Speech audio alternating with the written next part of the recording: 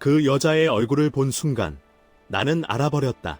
저 사람과 함께하면 내 운명이 바뀐다는 것을. 문제는 그게 좋은 쪽인지 나쁜 쪽인지 알 수 없다는 거였다. 이담은 골목 어귀에 서서 저작거리를 내려다보고 있었다. 사람들의 얼굴이 흘러갔다. 탐욕, 질투, 두려움. 얼굴에 쓰인 감정들은 거짓말을 하지 않았다. 관상 좀 봐주시오. 뒤에서 급한 목소리가 들렸다. 이담이 돌아보니 남루한 치마 저고리를 입은 여인이 숨을 헐떡이며 서 있었다. 25쯤 되어 보였다. 하지만 그 얼굴은 남루한 옷과 달랐다. 제발 좀 봐주십시오. 돈은 나중에라도 드리겠습니다. 이담은 여인의 얼굴을 훑었다. 그리고 멈칫했다. 이건 이마에 귀한 기운이 서려 있었다. 양반가 규수의 얼굴이었다. 하지만 눈가에는 깊은 피로가, 입꼬리에는 필사적인 긴장이 배어 있었다. 그리고 관자놀이 근처 아주 희미하게 떠오른 붉은 기운. 흉운이다. 그것도 아주 가까운 미래에. 무슨 일로 관상을 보려 하시오? 제가 앞으로 어떻게 되는지 알고 싶습니다. 사흘 뒤, 저는 남의 집첩으로 들어가게 됩니다. 이담의 눈빛이 변했다. 첩이라. 자발적으로? 집안 빚 때문입니다. 아버지께서 친구 보증을 잘못 써는 바람에 저희 가문은 3대째 내려온 양반가였습니다. 이제는 기와 집도, 토지도 아무것도 남지 않았습니다. 여인의 목소리가 떨렸다. 그 집주인이 저를 보고 마음에 들어 한다고 합니다. 빚을 탕감해주는 조건으로 저를 첩으로 드리겠다고 했습니다. 아버지는 차마 말씀을 못하시고 매일 술만 드십니다. 이담은 여인의 얼굴을 다시 들여다봤다. 코끝의 기운, 눈썹 사이의 기색, 그리고 턱선의 흐름. 그 집에 가면 안 돼요. 네? 당신, 그 집에 들어가면 1년을 못 넘깁니다. 여인의 얼굴이 하얗게 질렸다. 무슨 말씀을? 나는 거짓말을 하지 않소. 당신 얼굴에 쓰여 있소. 그 집은 당신에게 독이요. 들어가면 죽소. 여인이 비틀거렸다. 이담이 재빨리 그녀의 팔을 잡았다. 그 순간 이담의 손끝에 묘한 기운이 흘렀다. 이건 뭐지? 처음 느껴보는 감각이었다. 마치 자신의 운명선과 누군가의 운명선이 겹쳐지는 느낌. 그럼 어떻게 하란 말입니까? 빚은 어떻게 갚습니까? 아버지는 이미 병이 깊으신데. 여인이 울먹였다. 이담은 입을 열려다 말았다. 자신은 서자 출신 관상가일 뿐이었다. 몰락한 양반가의 빚을 대신 갚아줄 힘도 명분도 없었다. 일단 사흘의 시간이 있다고 했소? 네. 그 사흘 동안 내가 방법을 찾아보겠소. 정말입니까? 여인의 눈빛이 빛났다. 이담은 고개를 끄덕였다. 하지만 속으로는 알고 있었다. 내가 왜 이러는 거지? 남의 일에 끼어들 이유가 없는데. 하지만 그 여자의 얼굴을 본 순간부터 이담의 가슴 한쪽이 이상하게 무거웠다. 성함이 어떻게 되시오? 소희입니다. 청주이씨 소희. 소희. 좋은 이름이요. 이담이 여인에게서 손을 떼었다. 사흘 뒤 같은 시각, 이 자리에서 다시 만납시다. 그때까지 절대 그 집에 가지 마시오. 알겠습니다. 소희가 깊게 고개를 숙이고 돌아섰다. 이담은 그 뒷모습을 지켜봤다. 가느다란 어깨, 바람에 흩날리는 머리카락. 그리고 그 순간 이담은 또 한 번 보았다. 소희의 뒤통수 위로 희미하게 떠오르는 금빛 기운. 저건 귀한 운명의 상이다. 하지만 그 금빛은 아직 완전히 피어나지 않은 상태였다. 마치 누군가의 손길을 기다리는 것처럼. 이담은 천천히 고개를 돌렸다.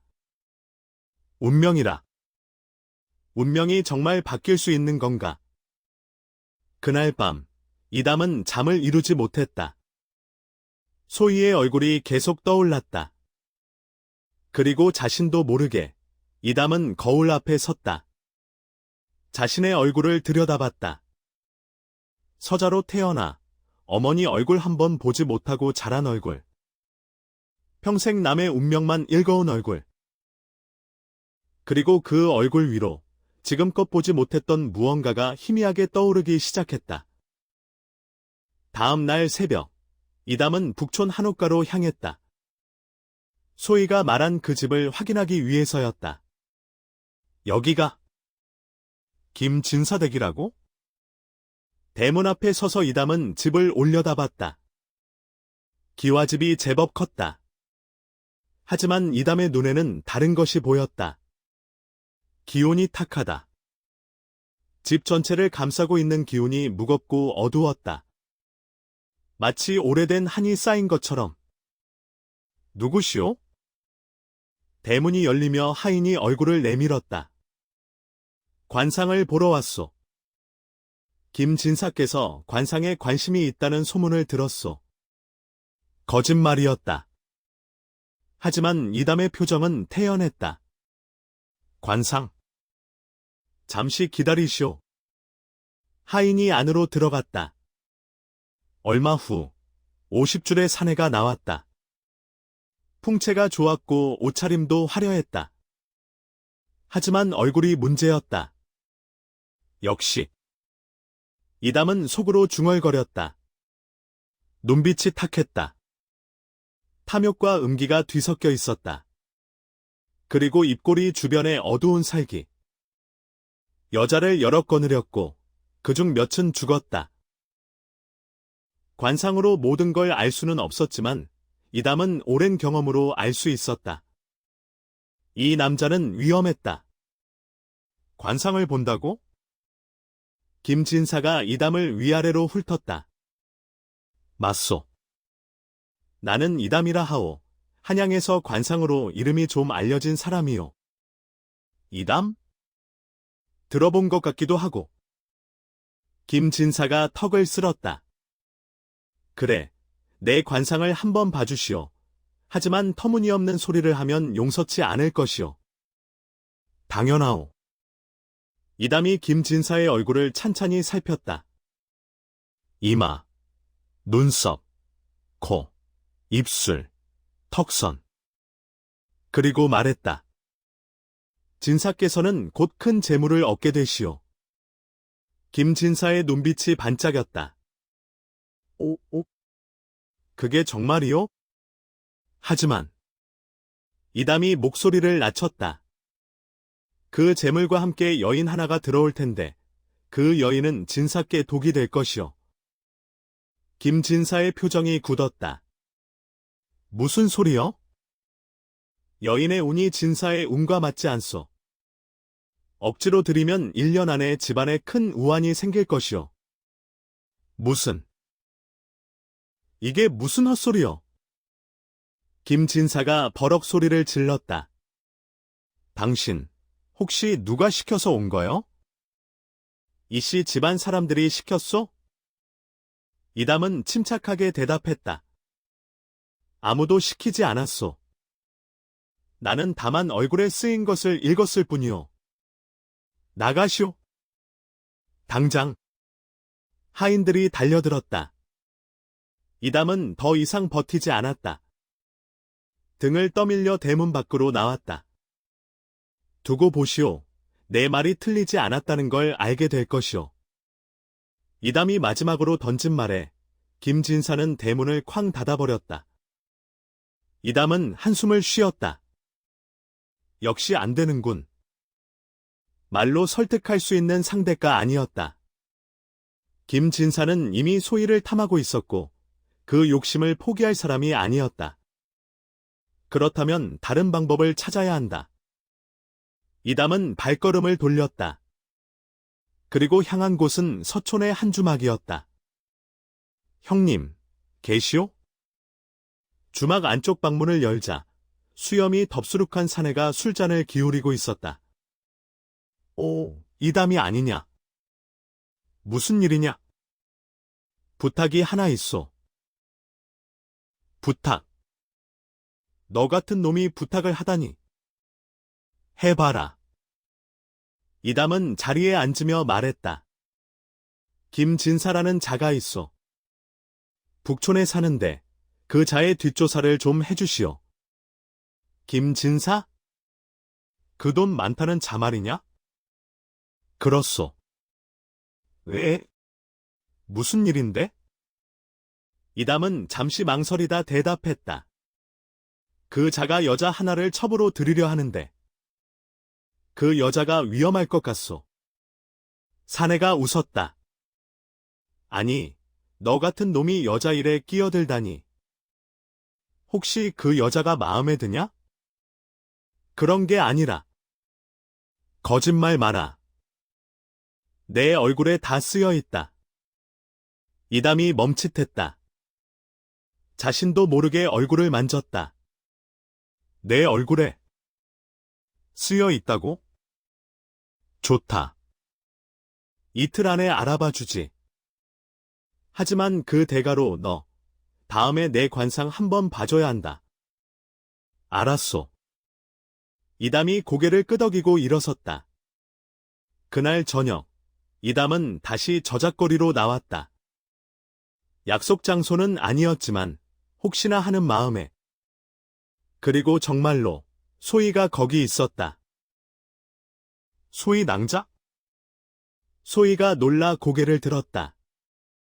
눈가가 붉었다. 울었소? 아닙니다. 소희가 황급히 눈물을 닦았다. 무슨 일이요?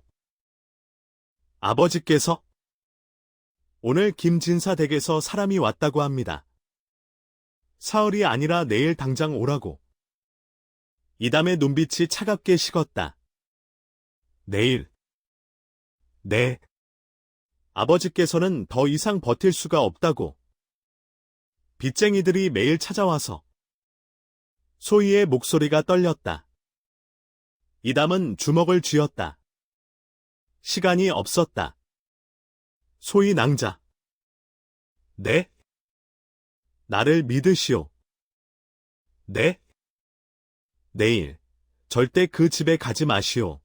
내가 반드시 방법을 찾겠소. 소희가 고개를 들어 이담을 바라봤다. 그 눈빛에는 절망과 희망이 뒤섞여 있었다. 왜 저를 도우시려는 겁니까? 저는 선생님께 아무것도 드릴 게 없습니다. 이담은 대답하지 못했다. 그저 소희의 얼굴을 바라봤다. 그리고 그 순간 이담은 깨달았다. 자신이 평생 남의 운명만 읽어왔지만 지금 이 순간만큼은 자신의 운명을 직접 쓰고 싶다는 것을. 그날 밤 이담은 자신의 처소로 돌아왔다. 작은 방 한 칸 벽에는 오래된 관상 서적들이 쌓여 있었고 책상 위에는 촛불 하나가 흔들리고 있었다. 이담은 서랍을 열었다. 그 안에는 작은 주머니가 하나 있었다. 평생 모은 돈이 고작 이것뿐이군. 은자 30냥, 결코 적은 돈은 아니었지만 김진사가 소희 집안에 빌려준 돈은 100냥이 넘었다. 터무니없이 부족하다. 이담은 주머니를 도로 집어넣고 책상 앞에 앉았다. 관상으로 돈을 벌어야 하나?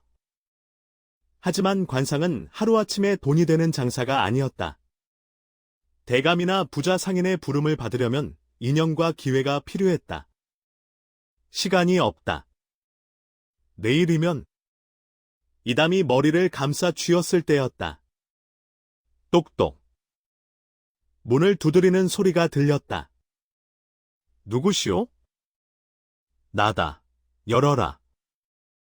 주막에서 만났던 사내, 박서방의 목소리였다. 이담이 문을 열자 박서방이 들어서며 말했다. 이틀 걸릴 줄 알았는데 하루 만에 알아냈다. 정말이요? 그래. 김진사, 그 자식 보통 내기가 아니더라. 박서방이 자리에 앉으며 말을 이었다. 겉으로는 떳떳한 양반 행세를 하지만 뒤로는 고리대금업을 하고 있다. 몰락한 양반가들에게 돈을 빌려주고 갚지 못하면 집과 땅을 빼앗는 식이지. 그뿐이요? 아니, 더 심각한 게 있다. 박서방이 목소리를 낮췄다. 김진사 집에 들어간 여자들이 여럿 있었는데 그중 셋이 1년도 안 돼서 죽었다. 이담의 눈빛이 변했다. 죽었다고? 그래. 하나는 병사, 하나는 우물에 빠져 죽었고 하나는 목을 매달았다고 한다. 모두 첩으로 들어간 지 1년 안에 일어난 일이야. 이담은 주먹을 쥐었다. 내 관상이 틀리지 않았다. 그래서 소문이 좀 돌았는데 김진사가 돈으로 입을 막았지. 관아에도 뇌물을 먹여서 문제없이 넘어갔고. 그런 자식이. 조심해라. 이담아. 그 자를 건드리면 너도 무사하지 못할 거다. 박서방이 일어서며 말했다. 내가 할 수 있는 건 여기까지다.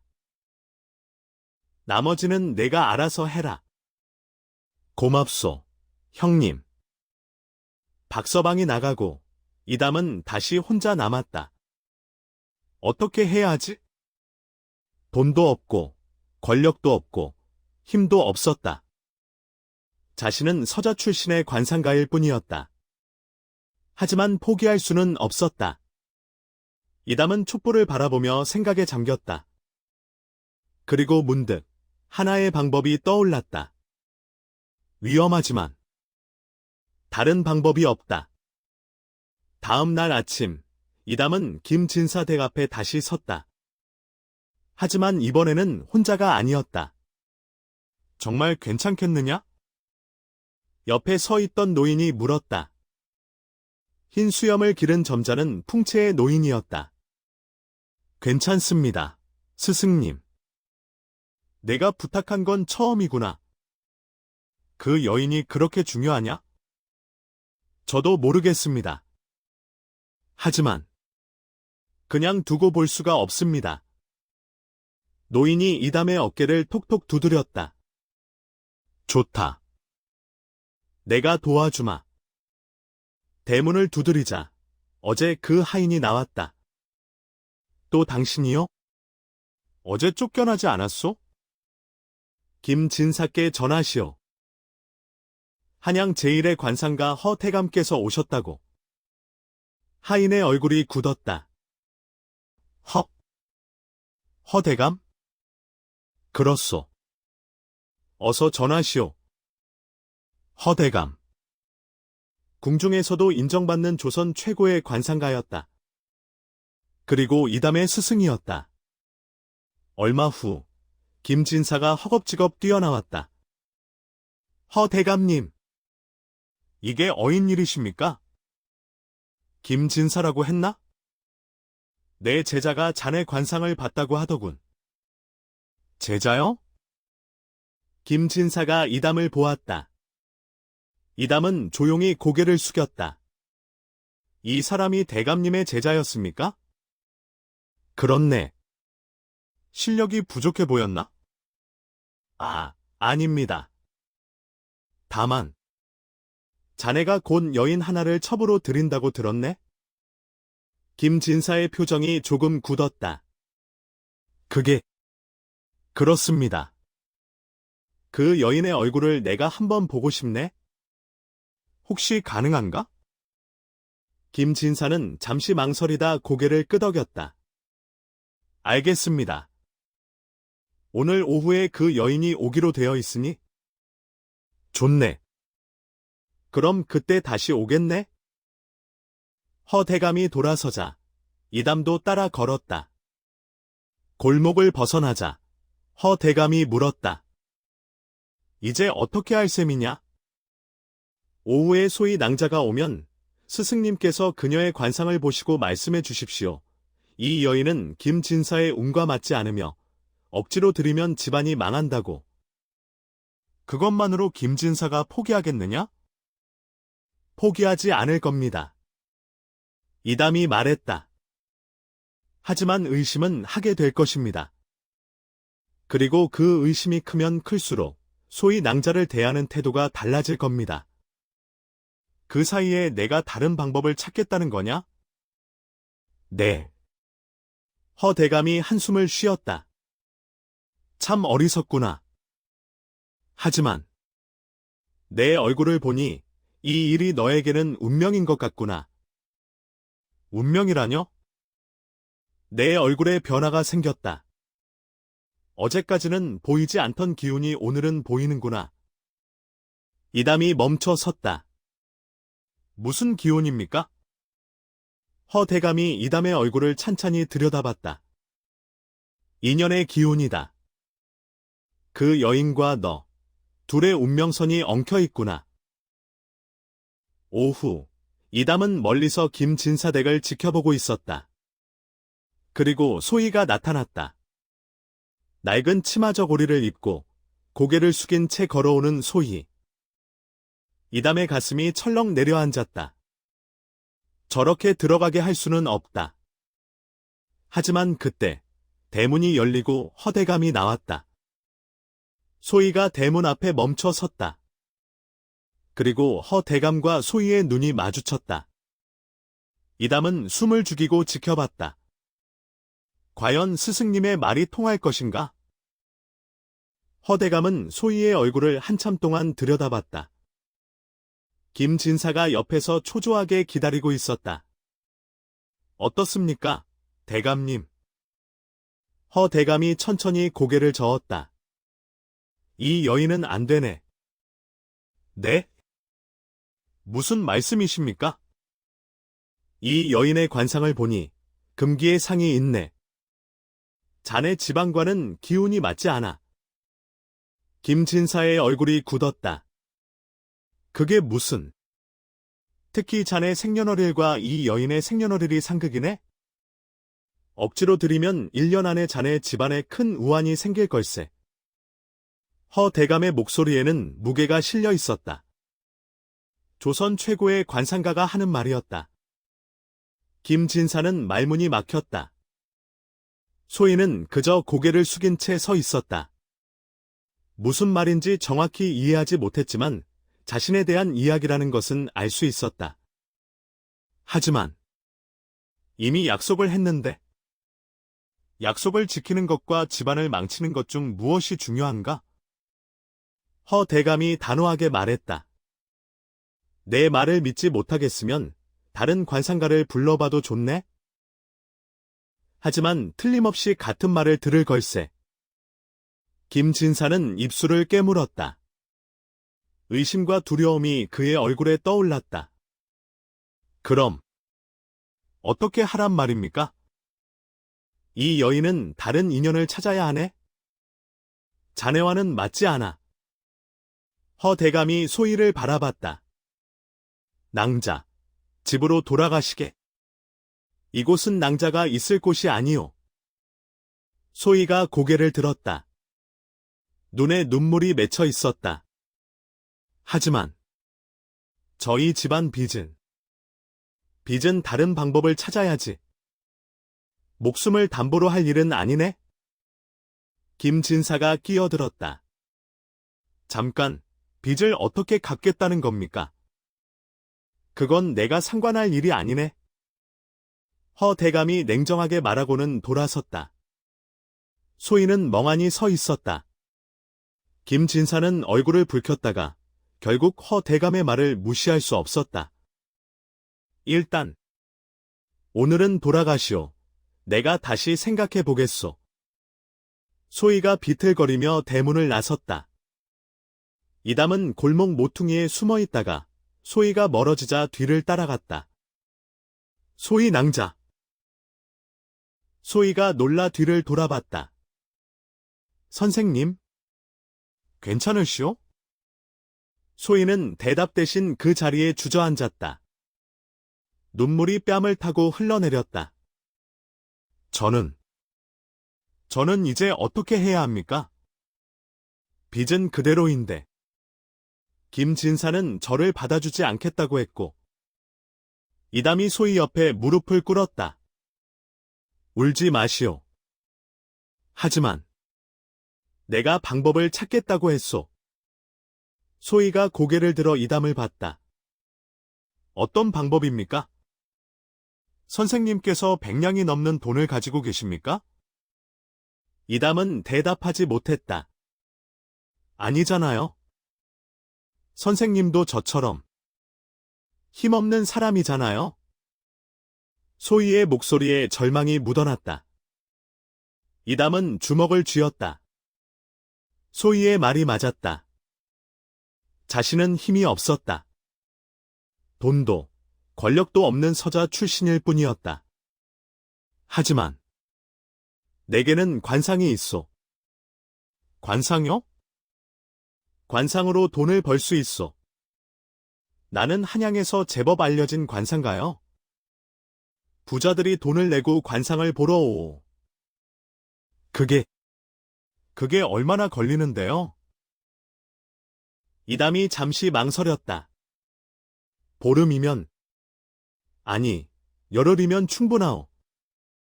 거짓말이었다. 100냥을 모으려면 최소 2달은 걸렸다. 하지만 이담은 다른 계획이 있었다. 열흘만 시간을 주시오. 내가 반드시 빚을 갚을 방법을 찾겠소. 소희가 이담을 바라봤다. 그 눈빛에는 의심과 희망이 섞여 있었다. 왜 그러십니까? 뭐가 말이오? 왜 저를 도우시려는 겁니까? 저는 선생님께 아무것도 해드린 게 없는데. 이담은 대답하지 못했다. 자신도 정확히 알 수 없었다. 왜 이 여자를 도우려는지.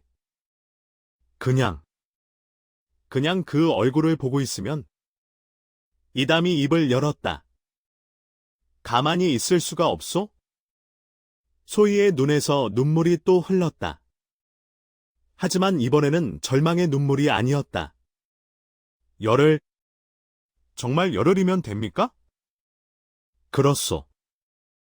알겠습니다. 저도 방법을 찾아보겠습니다. 소희가 일어섰다. 이담도 함께 일어났다. 집으로 무사히 돌아가시오. 내일 다시 만나서 상의하겠소. 네. 소희가 고개를 숙이고 돌아섰다. 이담은 그 뒷모습을 지켜보다가 문득 소희를 불렀다. 소희 낭자. 네? 오늘 김진사 댁에 계셨던 그 노인이 누군지 아시오? 소희가 고개를 저었다. 조선 최고의 관상가 허대감이시오. 내 스승님이시지. 소희의 눈이 커졌다. 그분이 선생님을 위해 오신 겁니까? 그렇소. 소희는 할 말을 잃었다. 조선 최고의 관상가가 자신 같은 몰락 양반가의 딸을 위해 움직였다는 것이. 선생님, 이제 가보시오. 늦기 전에. 소희가 깊게 고개를 숙이고 떠났다. 이담은 스승의 처소로 향했다. 허대감은 마루에 앉아 차를 마시고 있었다. 왔느냐? 스승님, 감사합니다. 이담이 무릎을 꿇고 절을 올렸다. 일어나거라. 하지만 이담아, 나는 시간을 벌어준 것뿐이다. 진짜 문제는 아직 해결되지 않았다. 알고 있습니다. 100냥을 어떻게 마련할 생각이냐? 이담이 고개를 들었다. 스승님, 한 가지 여쭤봐도 되겠습니까? 물어보거라. 관상으로 도박에서 이길 수 있습니까? 허대감의 얼굴이 굳었다. 무슨 소리냐? 화투나 골패를 하는 사람들의 얼굴을 보면 그들이 어떤 패를 가졌는지 알 수 있지 않습니까? 이담아. 허 대감의 목소리가 낮아졌다. 관상은 사람의 운명을 읽는 학문이다. 도박에 쓰는 잡기가 아니다. 하지만 다른 방법이 없습니다. 도박은 위험하다. 돈을 벌 수도 있지만 목숨을 잃을 수도 있다. 각오는 되어 있습니다. 허 대감이 한숨을 쉬었다. 그 여인이 그렇게 중요하냐? 이담은 대답 대신 고개를 숙였다. 허 대감은 한참을 이담을 바라보다가 천천히 입을 열었다. 남산 아래 큰 주막이 있다. 거기서 밤마다 도박판이 벌어진다. 이담이 고개를 들었다. 하지만 조심해라. 그곳 사람들은 보통 사람들이 아니다. 한번 의심받으면 살아나올 수 없다. 알겠습니다. 이담이 일어섰다. 스승님, 만약 제가 돌아오지 못하면? 돌아와야 한다. 허 대감이 단호하게 말했다. 그 여인을 위해서라도. 그날 밤, 이담은 남산 아래 주막으로 향했다.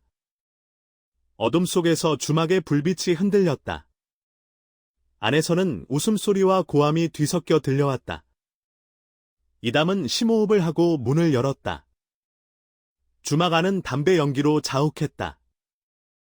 한쪽 구석에서는 화투판이 벌어지고 있었고 다른 쪽에서는 골패를 던지는 소리가 요란했다.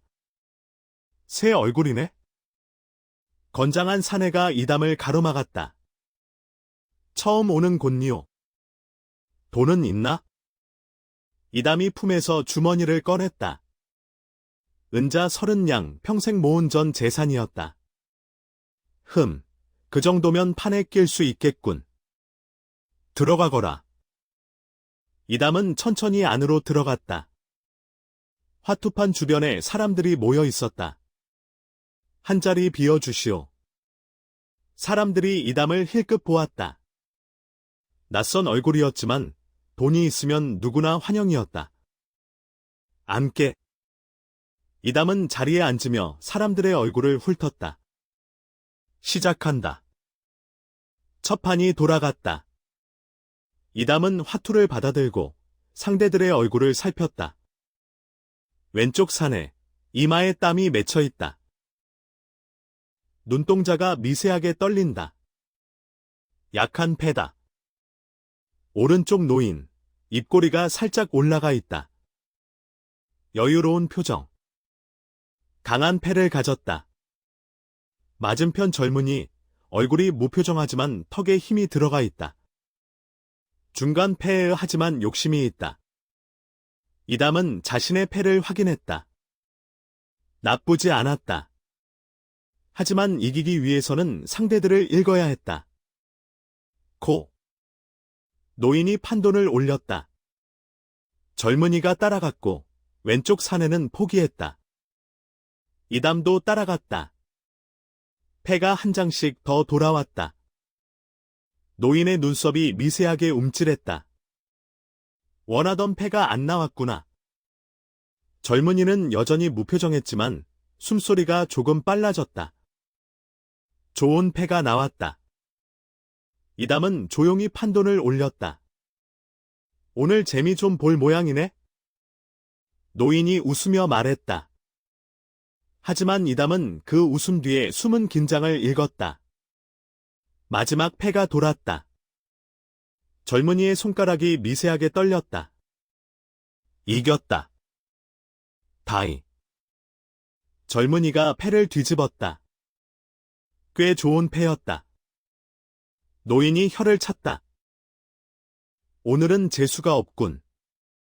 이담이 천천히 패를 뒤집었다. 더 좋은 패였다. 첫 판부터 운이 좋으시군. 이담은 대답 없이 돈을 끌어당겼다. 시간이 흘렀다. 이담은 6판을 했고 4판을 이겼다. 30냥이 50냥이 되었다.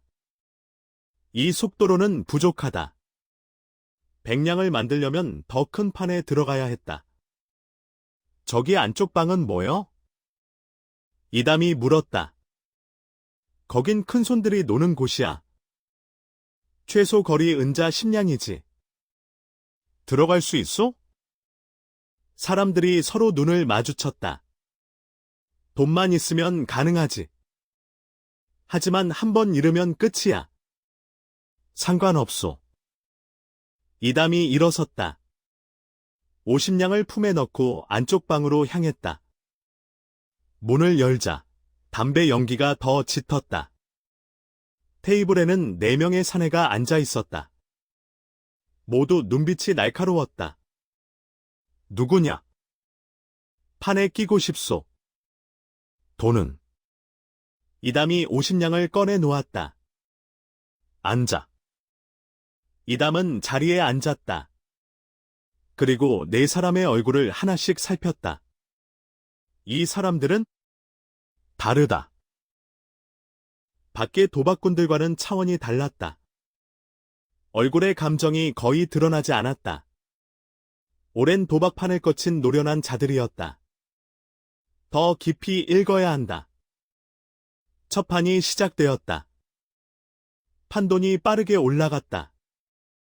10냥, 20냥, 30냥. 이담은 상대들의 눈동자 움직임, 호흡, 손가락의 미세한 떨림까지 모두 관찰했다. 저 사람, 강한 패다. 왼쪽 흉터 난 사내. 그의 얼굴은 무표정했지만 턱의 근육이 살짝 이완되어 있었다. 저 사람은 허세다. 맞은편 뚱뚱한 사내. 과장된 여유를 보이고 있지만 눈 주변에 긴장이 보였다. 이담은 자신의 패를 확인했다. 중간 정도. 이번 판은 포기한다. 다이. 이담이 패를 접었다. 결과는 예상대로였다. 흉터난 사내가 이겼다. 두 번째 판. 이번에는 이담의 패가 좋았다. 그리고 상대들을 읽었을 때 이길 수 있다는 확신이 들었다. 코. 판돈을 올렸다. 사내들도 따라왔다. 마지막 패가 돌았다. 흉터난 사내의 눈빛이 날카로워졌다. 좋은 패가 나왔구나. 하지만 이담은 자신의 패를 확인했다. 더 좋았다. 코. 판돈이 100냥을 넘어섰다. 나도 코. 흉터난 사내가 맞받았다. 다른 두 사람은 포기했다. 보자. 패가 뒤집혔다. 이담이 이겼다. 흉터난 사내의 얼굴이 일그러졌다. 재미있군. 한 판 더. 시간이 흐르고 이담의 돈은 150냥이 되었다. 이제 그만 나가야 한다. 하지만 그때였다. 잠깐. 흉터난 사내가 이담을 불렀다. 뭐요? 당신, 관상을 보는 사람이지. 이담의 등에 식은땀이 흘렀다. 무슨 소리요? 우리 얼굴을 계속 보더군.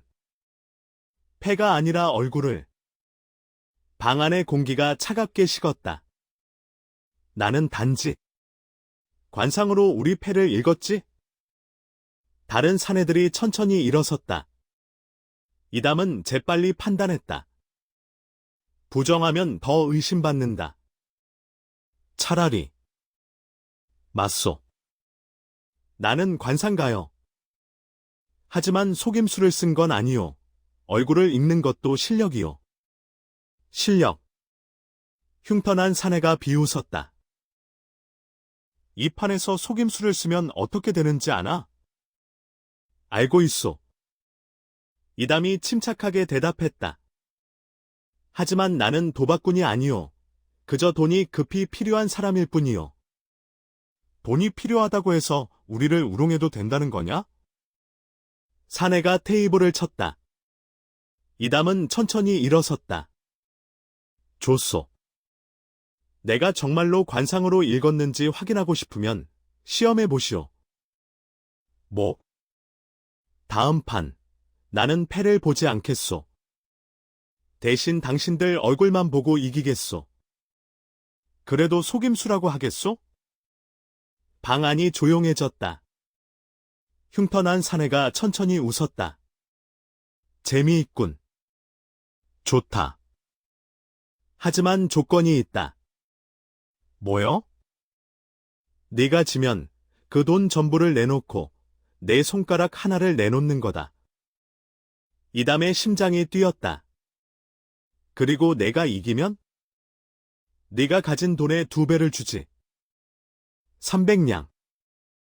그 돈이면 소위 집안의 빚을 갚고도 남았다. 이담은 주먹을 쥐었다. 줬소. 패가 돌아갔다. 이담은 자신의 패를 뒤집어 놓았다. 보지 않겠다는 약속이었다. 시작하지. 흉터난 사내가 말했다. 이담은 천천히 세 사람의 얼굴을 살폈다. 집중해야 한다. 단 한 번의 실수도 용납되지 않는다. 첫 번째 사내, 흉터난 자 그의 이마에 미세한 주름이 생겼다. 나쁜 패는 아니다. 하지만 최고도 아니다. 두 번째 사내, 뚱뚱한 자, 입술을 살짝 깨물었다. 약한 패다. 세 번째 사내, 야윈 얼굴의 자, 눈빛이 가라앉아 있었다. 이 사람이 위험하다. 좋은 패를 가졌거나 아니면 완벽하게 감정을 숨기고 있거나. 코. 흉터난 사내가 판돈을 올렸다. 10냥. 뚱뚱한 사내가 포기했다. 야윈 사내가 따라갔다. 이담도 은자 10냥을 내놓았다. 두 번째 패가 돌아왔다. 흉터난 사내의 눈썹이 살짝 치켜 올라갔다. 좋은 패가 나왔다. 야윈 사내는 여전히 무표정이었다. 하지만 그의 호흡이 아주 미세하게 느려졌다. 저 사람도 좋은 패가 나왔다. 고. 20냥. 흉터난 사내가 판돈을 크게 올렸다. 야윈 사내가 잠시 망설이다 따라갔다.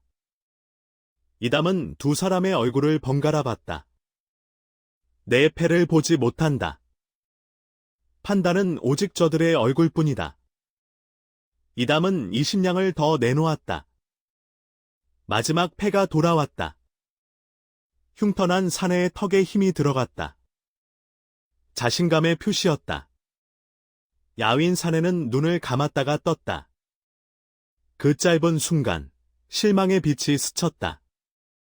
야윈 사내는 원하던 패가 안 나왔다. 흉터난 사내는 완성했다. 고. 50냥. 흉터난 사내가 큰 판돈을 걸었다. 야윈 사내가 긴 침묵 끝에 말했다. 다이. 이제 이담과 흉터난 사내만 남았다. 어떻게 하겠나? 관상가 양반. 흉터난 사내가 비웃듯 물었다. 이담은 그의 얼굴을 똑바로 봤다. 턱의 긴장, 눈가의 미세한 떨림, 입술의 건조함. 자신감이 있다. 하지만 그것이 진짜인지 가짜인지. 이담은 더 깊이 들여다봤다. 관상은 단순히 표정을 읽는 것이 아니었다. 그 사람의 기운, 운의 흐름까지 읽어야 했다. 그리고 이담은 보았다. 흉터난 사내의 이마 위로 희미하게 떠오르는 붉은 기운. 흉운이다. 오늘 그는 운이 없다. 코. 이담이 50냥을 내놓았다. 그리고 올린다. 100냥. 방 안에 긴장이 흘렀다. 흉터난 사내의 얼굴이 굳었다. 100냥이라. 당신은 오늘 운이 없소. 이담이 조용히 말했다. 내 패를 보지 못했으면서 어떻게 확신하지? 당신 얼굴에 쓰여 있소. 오늘은 당신의 날이 아니라고. 흉터난 사내가 이를 갈았다. 좋다. 받아주지. 100냥이 더해졌다. 보자. 흉터난 사내가 패를 뒤집었다. 삼광이었다. 상당히 좋은 패였다. 주변에서 탄성이 터졌다.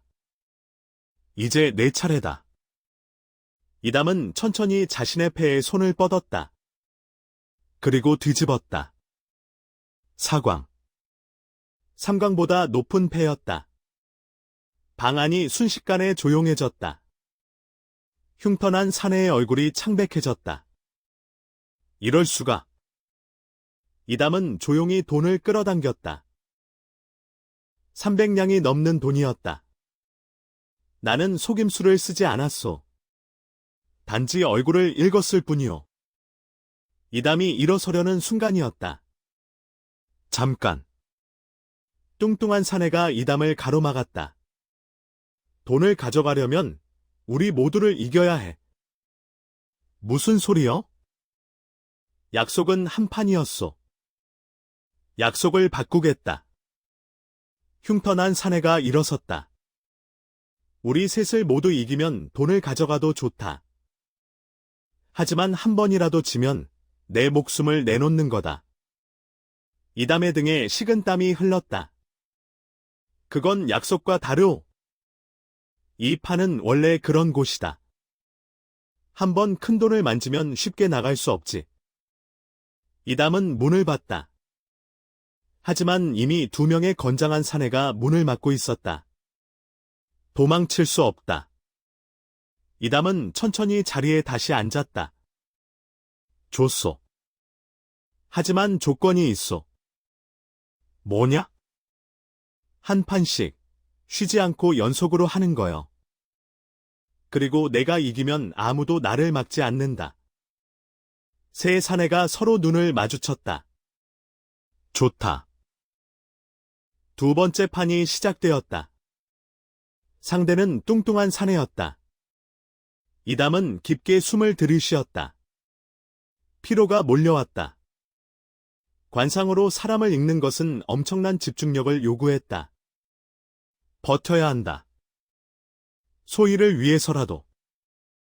패가 돌아왔다.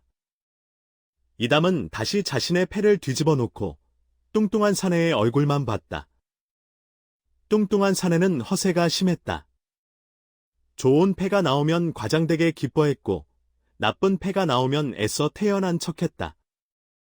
읽기 쉽다. 판돈이 오르락내리락했고 결국 이담이 이겼다. 뚱뚱한 사내가 테이블을 쳤다. 젠장. 다음. 이담이 조용히 말했다. 세 번째 판.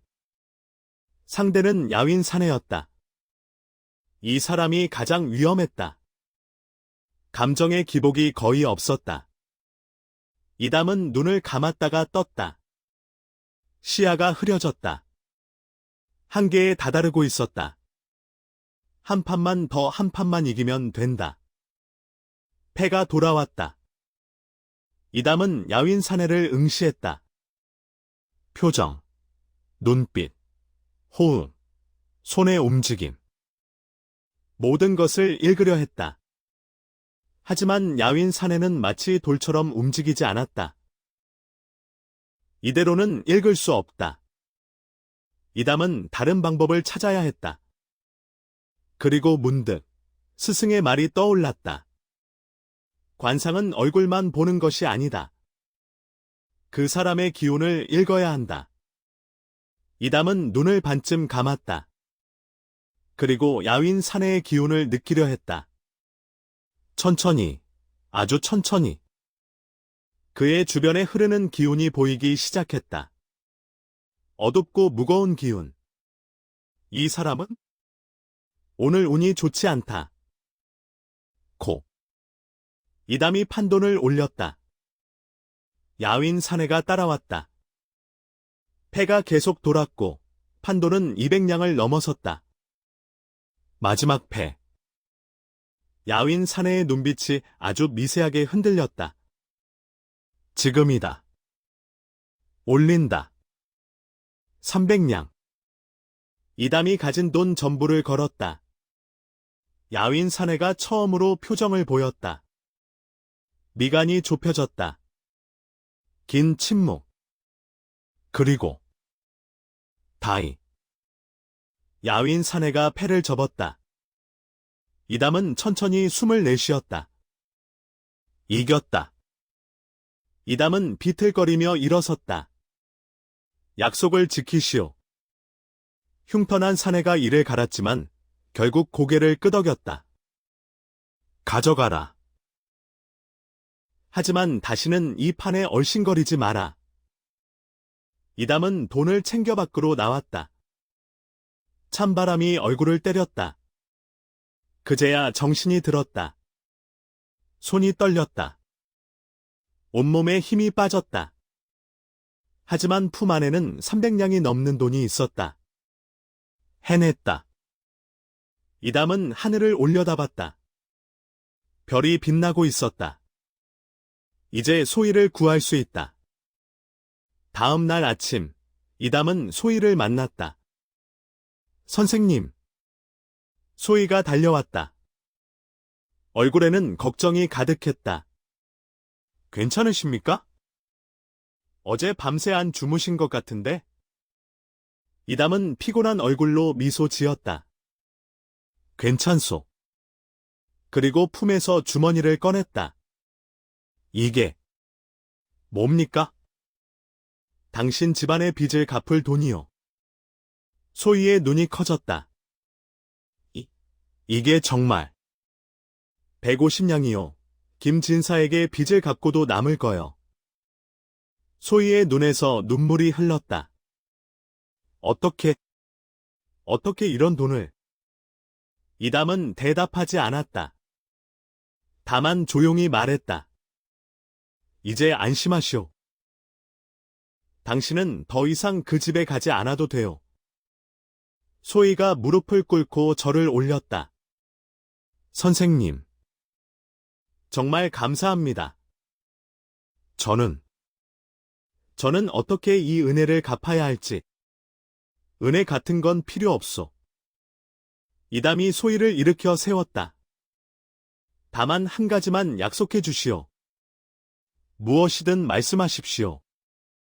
이담은 소희의 눈을 똑바로 봤다. 앞으로 행복하게 사시오. 그것만이 내가 바라는 거요. 소희는 말없이 고개를 끄덕였다. 그리고 두 사람은 그렇게 한참을 서 있었다. 햇살이 따뜻했다. 사흘 후, 이담은 소희와 함께 김진사 댁을 찾았다. 왜 또 왔소? 김진사가 인상을 쓰며 나왔다. 빚을 갚으러 왔소. 이담이 무거운 주머니를 내밀었다. 뭐? 김진사가 주머니를 열어 확인했다. 은자 150냥이 들어 있었다. 이게 어디서 이런 돈을? 빚은 100냥이라 들었소. 나머지 50냥은 이자와 수고비요. 김진사의 얼굴이 일그러졌다. 아니, 이건 내가 소희 낭자를? 이제 소희 낭자는 당신과 아무 상관이 없소. 빚을 받았으면 문서를 내놓으시오. 김진사는 잠시 망설이다가 결국 안으로 들어가 차용증을 가져왔다. 여기 있소. 이담이 차용증을 받아 확인하고 소희에게 건넸다. 소희는 그 종이를 떨리는 손으로 받았다. 집안을 올감했던 족소였다. 이제 가시오. 이담이 돌아서려는데 김진사가 말했다. 당신 후회하게 될 거요. 뭐라고? 그 여자, 몰락한 양반가 딸이요. 당신 같은 서자가 감당할 수 있겠소? 곧 짐이 될 거요. 이담은 김진사를 똑바로 봤다. 그건 내가 걱정할 일이요. 당신은 다시는 소희 낭자를 찾지 마시오. 두 사람은 김진사 댁을 떠났다. 길을 걸으며 소희가 조심스럽게 입을 열었다. 선생님. 왜 그러시오? 이제 어떻게 해야 할까요? 이담이 걸음을 멈췄다. 무슨 뜻이요? 빚은 갚았지만 저희 집은 여전히 가난합니다. 아버지는 병환 중이시고, 저는 양반과 딸이라 할 수 있는 일도 별로 없고, 소희의 목소리가 작아졌다. 이담은 한참을 생각하다가 말했다. 내게 좋은 생각이 있어? 무엇입니까? 나는 관상가요. 하지만 글을 쓰는 건 서투로, 그래서 기록을 정리할 사람이 필요했어. 기록이라면 내가 본 관상들, 사람들의 얼굴에서 읽은 것들을 책으로 만들고 싶소. 후세에 남기기 위해서요. 소희의 눈이 빛났다. 제가 도와드릴 수 있을까요? 물론이요. 양반가에서 자란 낭자라면 글을 알 테고, 붓글씨도 쓸 줄 알 테니. 네. 제가 할 수 있습니다. 소희가 처음으로 밝게 웃었다. 그럼 내일부터 내 처소로 오시오. 일을 시작하겠소. 감사합니다, 선생님. 하지만 이담은 알고 있었다. 이것은 핑계에 불과했다. 소희를 계속 곁에 두고 싶은 자신의 마음을 숨기기 위한. 그날 저녁, 이담은 스승을 찾아갔다. 허대감은 마루에 앉아 차를 마시고 있었다. 왔느냐? 스승님. 이담이 무릎을 꿇었다. 들었다. 도박판에서 돈을 벌었다고. 죄송합니다. 스승님의 가르침을 어겼습니다. 허대감이 찻잔을 내려놓았다. 일어나거라. 이담이 고개를 들자 허대감이 말했다. 관상을 도박에 쓴 것은 잘못이다. 하지만 허대감이 이담의 얼굴을 들여다봤다. 내 얼굴이 달라졌구나. 제 얼굴이요? 그래. 전에는 보이지 않던 빛이 보인다. 인연의 빛이. 이담은 자신도 모르게 얼굴을 만졌다. 그 여인 때문이냐? 이담은 대답하지 못했다. 좋다. 그 여인을 곁에 두어라. 그리고 잘 대해주어라. 하지만 저는 서자이고 그녀는 양반가 딸입니다. 신분이 뭐가 중요하냐? 운명은 신분을 가리지 않는다. 허대감이 일어섰다. 다만 조심해라. 김진사 같은 자들이 가만히 있지 않을 것이다. 알고 있습니다. 그리고 이담아. 네, 스승님. 그 여인의 얼굴을 다시 한번 제대로 보아라. 내가 아직 보지 못한 것이 있다. 무슨 말씀이십니까? 직접 보면 알 것이다. 다음 날, 소희가 이담의 처소를 찾아왔다. 작은 방이었지만 소희는 불평하지 않았다. 여기서 일하면 되는 겁니까? 그렇소. 이 책들이 내가 그동안 모은 관상 기록들이오. 이담이 책을 꺼내 보여줬다. 소희가 책을 펼쳤다.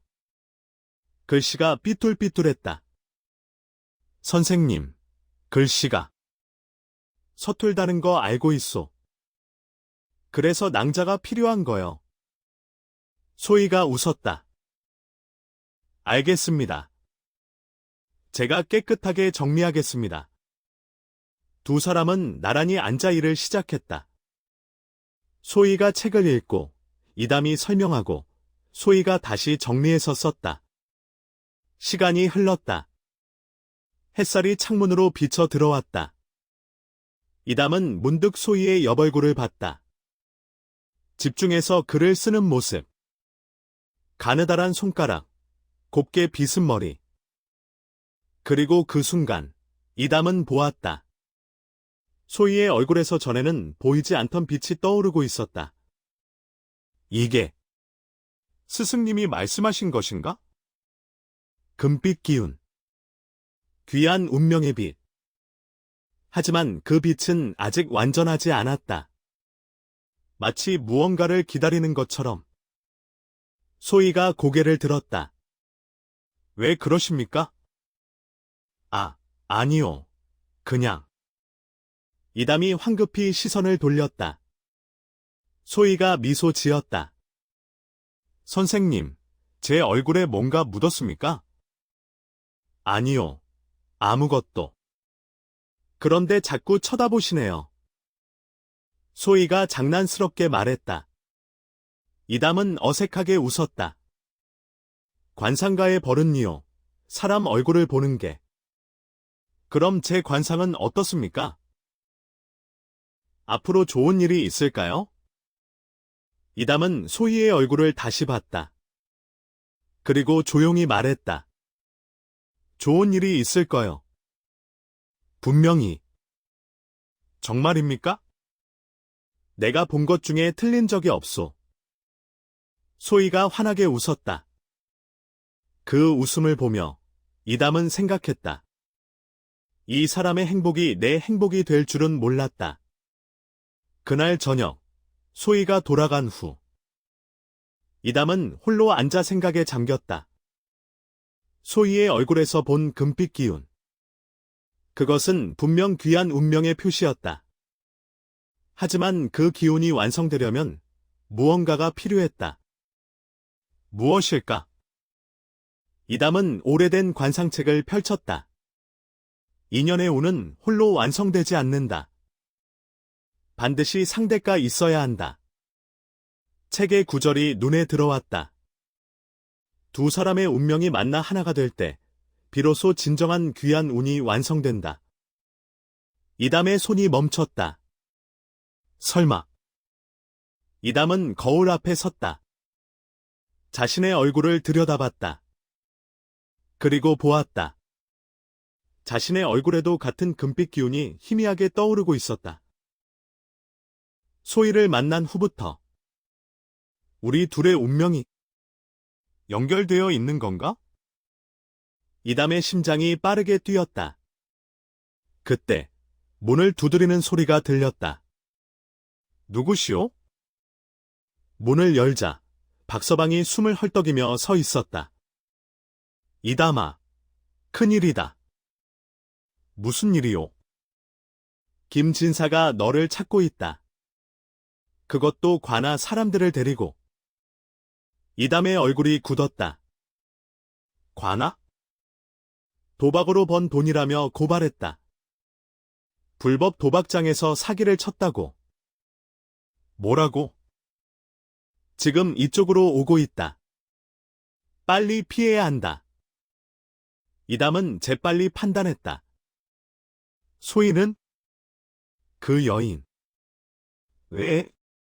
김진사가 소희에게 손을 댈 수도 있어. 그럴 수도 있지. 복수를 하려고. 이담은 주머니를 챙겨 밖으로 뛰쳐나갔다. 어디 가냐? 소희를 보호해야 하오. 이담은 어둠 속을 달렸다. 소희의 집은 서촌 끝자락, 낡은 한옥이 모여 있는 곳이었다. 제발. 아무 일 없기를? 이담이 골목을 돌아서는 순간 그의 발걸음이 멈췄다. 소희의 집 앞에 횃불을 든 사람들이 서 있었다. 이 집이 맞소? 네. 나리. 이진사 댁입니다. 관아 포졸들이었다. 그리고 그 뒤에는 김진사가 팔짱을 끼고 서 있었다. 늦었나? 이담이 다가가려는 순간 집 안에서 소희의 목소리가 들렸다. 아버지를 그냥 두세요. 아버지는 아무 잘못도 없으십니다. 이진사, 당신 딸이 불법 도박꾼과 결탁해 사기를 쳤소. 같이 조사를 받아야 하오. 포교가 문을 두드렸다. 아니에요. 저는 아무것도 모릅니다. 소희의 목소리가 떨렸다. 이담은 주먹을 쥐었다. 그리고 그림자 속에서 걸어 나왔다. 여기 있소. 사람들이 일제히 돌아봤다. 누구냐? 이담이요. 당신들이 찾는 사람. 김진사의 얼굴에 비웃음이 번졌다. 드디어 나타났구나. 소위 낭자는 아무 상관없는 사람이요. 나 혼자 가겠소. 상관없다고? 그 여자가 내게 돈을 받아 빚을 갚지 않았소? 그 돈은 정당하게 번 것이오. 정당하게? 불법 도박판에서? 포교가 다가왔다. 일단 관하로 가서 조사를 받아야겠소. 이담이 두 손을 내밀었다. 좋소. 가겠소? 하지만 소위 낭자와 그 아버지는 내버려 두시오. 포교가 이담의 손에 포승을 묶으려는 순간이었다. 잠깐. 뒤에서 낮은 목소리가 들렸다. 사람들이 돌아보았다. 어둠 속에서 허대감이 걸어 나왔다. 허대감님? 포교의 얼굴이 굳었다. 무슨 일이요, 포교? 이 자가 불법 도박으로. 내가 묻는 것은 무슨 근거로 이 사람을 잡아가려 하느냐는 것이오. 허대감의 목소리에 무게가 실렸다. 김진사가 나섰다. 대감님, 이 자는 도박판에서 사기를 쳤습니다. 관상으로 남의 패를 읽어 돈을 뜯어냈습니다. 증거가 있소? 도박판에 있던 사람들이 모두 증언할 수 있습니다. 도박판에 있던 사람들이라. 허대감이 비웃듯 말했다. 그들 모두 불법 도박을 한 죄인들이 아니요? 죄인의 증언을 믿겠다는 거요? 포교가 말문이 막혔다. 그리고 김진사. 허대감이 김진사를 똑바로 봤다. 이 일이 개인적인 원한에서 비롯된 것은 아니요? 그게 무슨? 자네가 이진사 집안에 빌려준 돈, 이자가 원금의 3배가 넘는다고 들었소.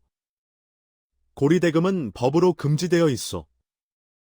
김진사의 얼굴이 창백해졌다. 또한 자네 집에 들어간 여인들이 의문사했다는 소문도 들었소. 관아에서 조사해야 할 사람은 이담이 아니라 자네가 아니겠소? 포교가 얼굴을 찌푸렸다. 대감님, 그건 내가 보증하겠소? 이담은 도망가지 않을 것이오. 대신 김진사의 고리대금과 의문사건을 먼저 조사하시오. 포교는 한참을 망설이다가 결국 고개를 끄덕였다. 알겠습니다.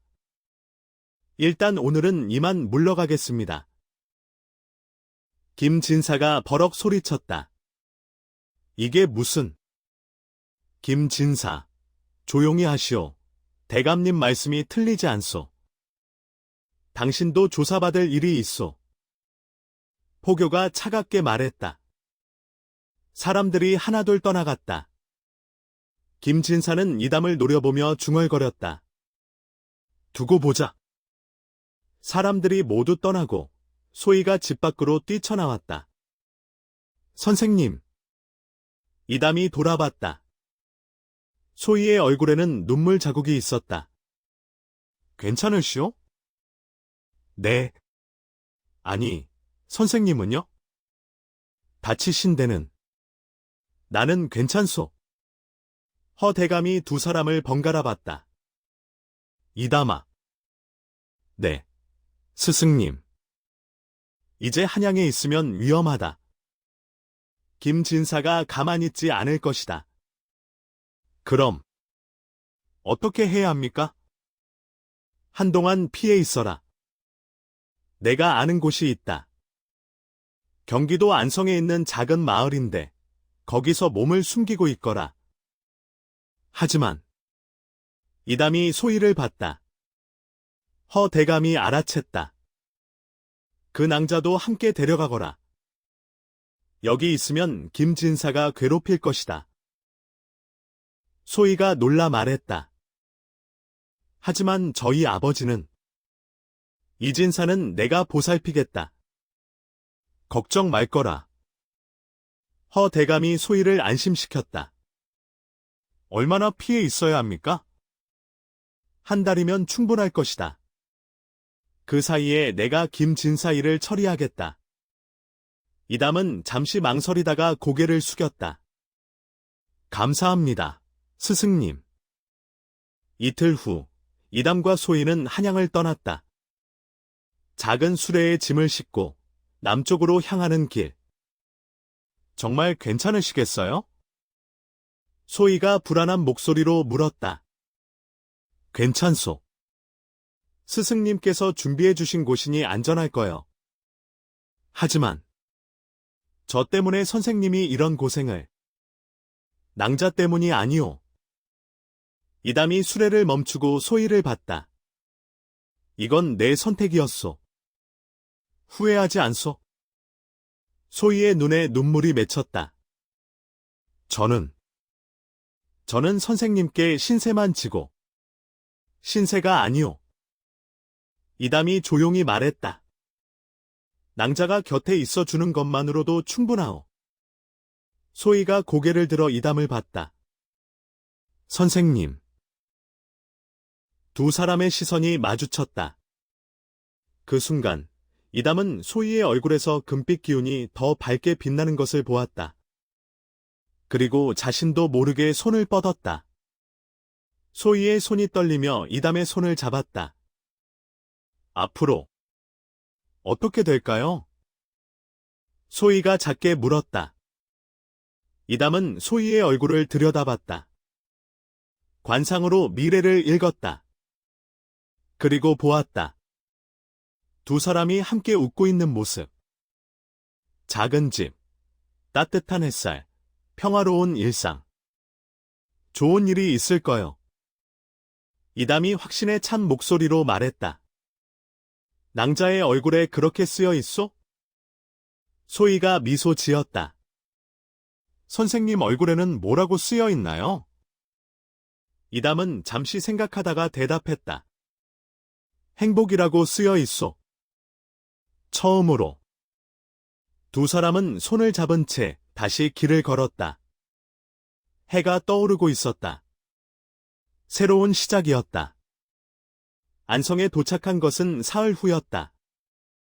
작은 마을이었다. 논과 밭이 펼쳐져 있고 한옥 몇 채가 옹기종기 모여 있었다. 여기가 저희가 머물 곳입니까? 그렇소. 스승님께서 준비해 주신 집이 있다고 하셨소. 마을 어귀에 작은 초가집이 있었다. 낡았지만 깨끗했다. 여기서 한동안 지내면 되겠군요. 소희가 집 안을 둘러봤다. 방이 2개네요. 그렇소. 낭자는 안방을 쓰시오. 나는 바깥방에서 지내겠소. 하지만 괜찮소. 이담이 짐을 내렸다. 소희는 작은 부엌으로 가서 살펴봤다. 솥도 있고 그릇도 있네요. 제가 밥을 지을 수 있겠어요. 요리를 할 줄 아시오? 조금은요. 집이 어려워진 후로 제가 했습니다. 소희가 수줍게 웃었다. 그럼 앞으로 낭자가 요리를 맡아주시겠소? 물론이죠. 그 정도는 제가 해야죠. 두 사람은 집을 정리하기 시작했다. 해가 질 무렵 소희가 저녁을 차렸다. 된장찌개와 나물, 그리고 보리밥. 별것 없지만 충분하오. 이담이 숟가락을 들었다. 두 사람은 마주 앉아 밥을 먹었다. 창밖으로 석양이 비쳤다. 평화로운 순간이었다. 이담은 소희를 바라보며 생각했다. 이런 게 행복이구나. 그날 밤, 이담은 마당에 나와 하늘을 올려다봤다. 별이 쏟아질 듯 빛나고 있었다. 잠이 안 오세요? 뒤에서 소희의 목소리가 들렸다. 낭자도 그러시오? 네. 낯선 곳이라 그런가 봐요. 소희가 이담 옆에 섰다. 두 사람은 나란히 별을 바라봤다. 선생님.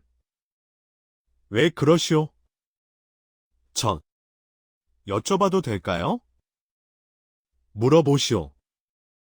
왜 저를 도와주신 겁니까? 처음 만났을 때부터. 이유를 모르겠어요. 이담은 한참을 침묵했다. 그리고 천천히 입을 열었다. 낭자의 얼굴을 처음 봤을 때. 네? 내 운명이 바뀌는 걸 느꼈소. 소희가 이담을 봤다. 평생 남의 얼굴만 봐왔소. 운명을 읽어주고, 미래를 말해주고. 하지만 내 운명은 한 번도 생각해 본 적이 없었소. 이담의 목소리가 조용했다. 그런데 낭자를 만나고, 처음으로 내 미래를 생각하게 되었소. 소희의 눈에 눈물이 고였다. 저도요. 뭐라고? 저도 선생님을 만나고, 처음으로 희망이 생겼어요. 살아야 할 이유가 생겼어요. 두 사람의 손이 천천히 가까워졌다. 그리고 맞닿았다. 별빛 아래 두 사람은 그렇게 서 있었다. 운명이 서로를 이어주고 있었다. 안성에서의 날들은 평화로웠다. 이담은 마을 사람들의 관상을 봐주며 조금씩 돈을 벌었고, 소희는 집안일을 하며 이담의 기록을 정리했다. 어느 날 저녁, 두 사람은 마루에 나란히 앉아 있었다. 선생님, 이 기록을 보니 신기해요. 소희가 책을 넘기며 말했다. 뭐가 말이요? 사람의 얼굴에 정말 운명이 쓰여 있나요? 그렇소. 얼굴은 거짓말을 하지 않소. 그럼, 저는요? 소희가 수줍게 물었다. 제 얼굴에는 뭐라고 쓰여 있나요? 이담은 소희의 얼굴을 찬찬히 들여다봤다. 이마의 선, 눈매의 깊이, 코의 곡선, 입술의 모양. 그리고 그 위로 흐르는 금빛 기운. 귀한 운명이요. 귀하다니요? 처음 봤을 때는 금빛이 희미했소. 하지만 지금은 거의 완성되었소. 소희가 고개를 갸웃했다. 무엇이 완성되었다는 거예요? 이담은 대답하지 못했다. 자신도 정확히 알 수 없었다. 다만 느낌만 있을 뿐이었다. 낭자는 앞으로 행복할 거요. 선생님과 함께라면요? 소희의 질문에 이담의 심장이 뛰었다. 그렇소. 나와 함께라면. 소희가 환하게 웃었다. 그 웃음을 보며 이담은 확신했다. 이 사람이 자신의 운명이라는 것을. 보름이 지났다. 어느 날 아침, 마을 입구에서 말발굽 소리가 들렸다. 이담이 밖으로 나가보니 허 대감의 심부름꾼이 서 있었다. 이담 나으리, 편지입니다. 이담은 편지를 받아 펼쳤다. 김진사의 일이 해결되었다. 고리대금 혐의로 잡혀갔고 의문사 사건도 조사 중이다. 이제 한양으로 돌아와도 안전하다. 하지만 서두르지 마라. 내가 결정할 일이 있을 것이다. 이담은 편지를 접었다. 무슨 소식이에요? 소희가 다가왔다. 김진사 일이 해결되었다고 하시오. 이제 한양으로 돌아가도 된다고.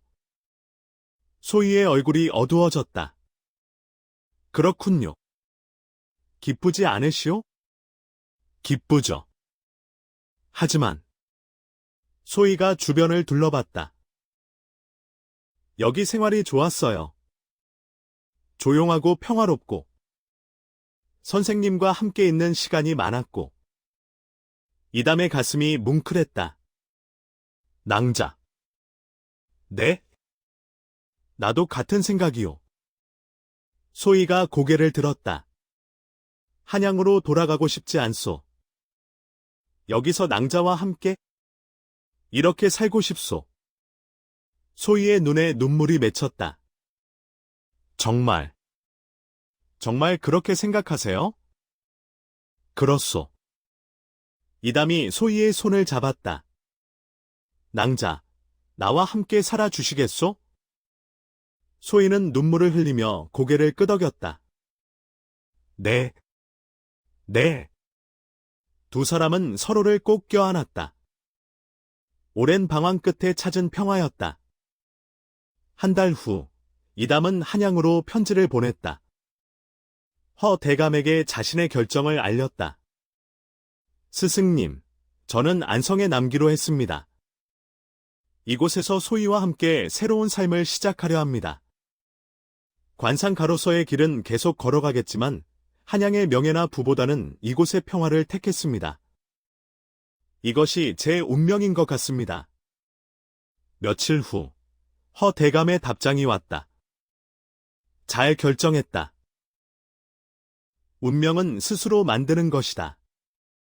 네가 행복하다면 그것으로 충분하다. 그 여인을 잘 대해주고 평생 함께 행복하게 살 거라. 그리고 마지막 줄. 한 가지만 기억해라. 진정한 관상은 얼굴을 읽는 것이 아니라 마음을 읽는 것이다. 이담은 편지를 소중히 접었다. 계절이 바뀌었다. 가을이 왔고 마을은 황금비두로 물들었다. 이담과 소희는 작은 혼례를 올렸다. 마을 사람들이 모두 모여 축하해 주었다. 서자와 몰랑 양반과 딸의 혼인이라. 한양에서는 상상도 못할 일이지. 마을 이장이 웃으며 말했다. 하지만 여기서는 아무도 신경 쓰지 않아요. 두 사람이 행복하면 그만이지요. 소희가 수줍게 웃었다. 혼례가 끝나고 두 사람은 함께 집으로 돌아왔다. 달빛이 마당을 비추고 있었다. 행복하시오? 이담이 물었다. 네, 이렇게 행복할 수 있을 줄 몰랐어요. 소희가 이담의 손을 꼭 잡았다. 선생님은요? 나도 마찬가지요. 이담이 소희의 얼굴을 봤다. 금빛 기운이 완전히 피어나 있었다. 낭자. 네? 낭자의 얼굴을 보니 이제 완성되었소. 뭐가요? 귀한 운명이요. 낭자의 운명이 완성되었소. 소희가 고개를 갸웃했다. 그게 무슨 뜻이에요? 낭자는 이제 진정으로 행복한 사람이 되었다는 뜻이요. 소희가 환하게 웃었다. 그럼 선생님 얼굴에는 뭐라고 쓰여 있어요? 이담은 잠시 생각했다. 그리고 웃으며 대답했다. 소희와 함께라고 쓰여 있어. 두 사람은 웃으며 집 안으로 들어갔다. 별이 쏟아지는 밤이었다. 1년이 흘렀다. 이담과 소희의 집에는 아이 울음소리가 울려 퍼졌다. 아들입니다. 산파가 기쁜 목소리로 알렸다. 이담은 떨리는 손으로 아기를 안았다. 작고 붉은 얼굴. 그리고 그 얼굴을 보는 순간 이담은 눈물을 흘렸다. 왜 우세요? 소희가 걱정스럽게 물었다. 이 아이. 이담이 떨리는 목소리로 말했다. 이 아이 얼굴에는 서자라는 굴레가 없소. 소희도 눈물을 흘렸다. 이담은 평생 서자로 살았다. 양반 아버지의 자식이었지만 결코 인정받지 못했다. 하지만 자신의 아들은 달랐다. 자유로운 운명을 가진 아이였다. 이름을 뭐라 지을까요? 운명운, 운. 자를 쓰면 어떻겠소? 운이라. 좋네요. 소희가 아기를 안으며 속삭였다. 우리 운아, 행복하게 자라렴. 그로부터 몇 년이 흘렀다. 이담은 안성에서 가장 유명한 관상가가 되었다. 사람들은 멀리서부터 찾아와 관상을 부탁했다. 하지만 이담은 결코 거만하지 않았다. 관상은 운명을 읽는 것이지 운명을 지배하는 것이 아니요. 이담은 항상 말했다. 진정 중요한 것은 자신의 운명을 스스로 만들어가는 것이오. 어느 날 한양에서 편지가 왔다. 허대감의 편지였다. 이담아, 잘 지내고 있느냐? 나는 이제 늙었곧 세상을 떠날 것 같다. 하지만 후회는 없다. 내가 행복하다는 소식을 들었기 때문이다. 마지막으로 한 가지만 부탁하마. 내가 평생 배운 관상을 책으로 남겨라. 후세 사람들에게 전해질 수 있도록. 이담은 편지를 읽고 결심했다. 소희. 네? 우리 함께 책을 만들어 봅시다. 내가 평생 배운 관상을 세상에 남기는 거요. 좋아요. 제가 도와드릴게요. 두 사람은 매일 밤 함께 앉아 책을 썼다. 이담이 말하고 소희가 정리하고. 몇 년이 걸렸지만 마침내 완성했다. 인상록. 사람의 얼굴을 읽는 방법을 담은 책. 하지만 마지막 장에는 다른 내용이 적혀 있었다. 관상의 진정한 의미는 운명을 예측하는 것이 아니라 사람을 이해하는 것이다. 얼굴을 통해 그 사람의 아픔과 기쁨을 읽고 함께 나누는 것, 그것이 진정한 관상가의 길이다. 그리고 책의 제일 끝에는 이렇게 적혀 있었다. 이 책을 나의 아내, 소희에게 바친다. 그녀가 내 운명을 바꿔주었다. 세월이 흘러 이담은 백발이 되었다. 소희도 나이가 들었지만 여전히 아름다웠다. 어느 가을 저녁, 두 사람은 마당에 나란히 앉아 있었다. 우리 참 많이도 늙었네요. 소희가 웃으며 말했다. 그렇소. 하지만 후회는 없소. 저도요. 소희가 이담의 손을 잡았다. 선생님, 이제 제 얼굴에는 뭐라고 쓰여 있어요? 이담은 소희의 얼굴을 들여다봤다. 주름이 생겼고 머리카락은 휘었지만 여전히 금빛 기운이 빛나고 있었다. 행복이라고 쓰여 있소. 평생의 행복이. 선생님 얼굴에는요? 감사라고 쓰여 있소. 감사요? 낭자를 만난 것에 대한 감사, 함께 살아온 모든 순간에 대한 감사. 소희의 눈에 눈물이 맺혔다.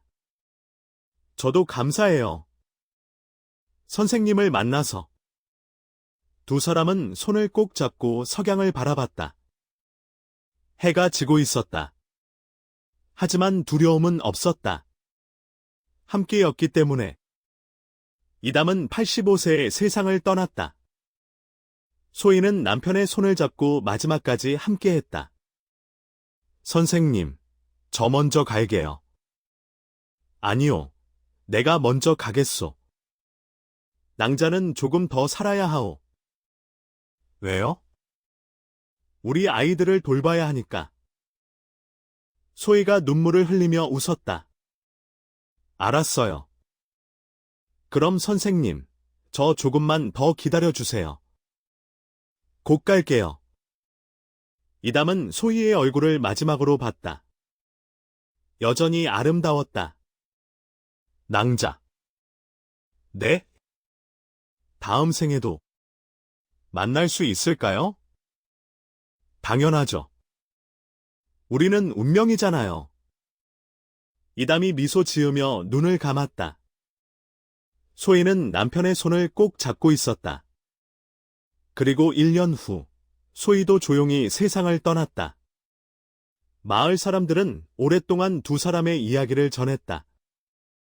서자 출신 관상가와 몰락한 양반과 딸의 사랑 이야기. 신분을 넘어 운명을 스스로 만들어간 이야기. 그리고 그들이 남긴 인상록은 후세에 전해져 많은 사람들에게 읽혔다. 책의 마지막 장에는 이렇게 적혀 있었다. 진정한 관상은 얼굴에 쓰인 운명을 읽는 것이 아니라 마음에 담긴 사랑을 읽는 것이다. 내가 평생 배운 것은 이것뿐이다. 그리고 그 아래 소희가 작은 글씨로 덧붙인 문장이 있었다. 당신을 만나 행복했습니다. 다음 생에서도 꼭 만나요.